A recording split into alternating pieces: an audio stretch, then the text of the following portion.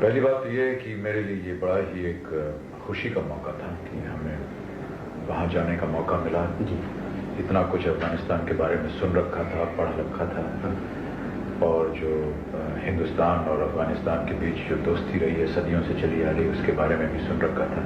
لیکن جب کابل پہنچے تو صحیح معنوں میں اس کا جو ادھارن تھا وہ ہمیں ملا.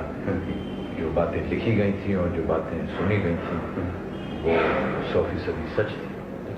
اور جس طرح کی ہماری خاطرداری ہوئی اور جو حوصلہ افزائی دکھائی گئی ہے اس کا میں ورنن نہیں کر سکتا ہوں. اور میرے لیے بہت ہی سکھد اوسر تھا میرے جیون کا. میں ایسا مانتا ہوں کہ میں کئی بار ودیش گیا ہوں لیکن جس طرح کا آدر ستکار اور پیار اور اسنیہ ہمیں افغانستان میں ملا ویسا ہمیں کہیں اور نہیں. مطلب صاحب, دنیا کے نقشے میں افغانستان میں ایک ایسا ملک ہے جہاں کے لوگوں کو مہمان نواز کے حیثیت سے مانا جاتا ہے, تاریخ بھی مانتی ہے. جی, تو اس مہمان نوازی کے بارے میں آپ کس حد تک متاثر ہوئے, کچھ تھوڑی سی باتیں ہمیں بتائیں وہاں کے لوگوں کی. کیا بتاؤں میں, ہر منٹ ایک ایسا ہمیں موقع ہمارے جیون میں آتا رہا وہاں پر چھوٹا سا جہاں پر ان کی مہمان نوازی کی ہمیں ایک ایگزامپل میں دے سکتا ہوں. جی, لیکن ہم لوگ ایک خوشکشی کا سیکوینس شوٹ کرنے گئے تھے ایک جگہ جس کا نام ہے مزار شریف. کیونکہ وہ ایک ایسی جگہ ہے جہاں پر ہوٹل وغیرہ نہیں تھے, اس لیے ہمارے وہاں رہنے کا تھوڑا سا کشٹ تھا.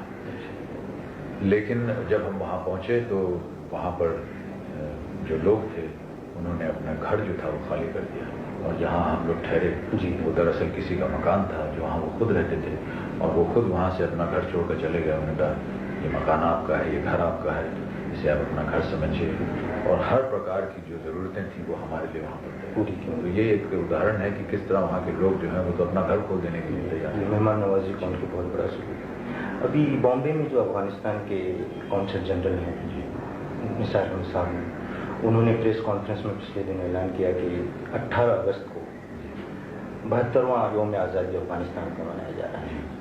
اس موقع پہ ہم چاہتے ہیں کہ آپ افغانستان کے عوام کے لیے ایک ہندوستانی شہری ہونے کے ناطے, ایک مقبول ترین اداکار ہونے کے ناطے ان کو کیا پیغام دے سکتے ہیں افغان عوام؟ میں تو کیول اتنا کہہ سکتا ہوں کہ ہم لوگ جب وہاں تھے تو جو اسنیہ اور پیار ہمیں ملا وہ ہردے کو چھو دینے والی بات تھی, اور اسے میں ساری زندگی نہیں بھول سکتا. اور میں تو یہی چاہوں گا کہ اسی طرح ہم دونوں دیشوں میں یہ اسنیہ یہ پیار بنا رہے, نہ کیول ہمارے دونوں ملکوں میں بلکہ افغانستان میں بھی شانتی بنی رہے, پیار سدبھاونا بنی رہے, آپسی کے جو لڑائی جھگڑے ہیں وہ کم ہو جائیں, وہ بند ہو جائیں, اور ایک شانتی کا واتاورن رہے.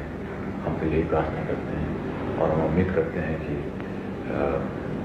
وہاں کی سرکار اور نجیب اللہ صاحب جنہوں نے خود ایک پرسنل لیول پہ بڑی حوصلہ افزائی دکھائی, وہ ہمیں پھر موقع دیں, ہمیں پھر بلائیں تاکہ ہم پھر کابل جا سکیں. یہ بات بہت بہت شکریہ.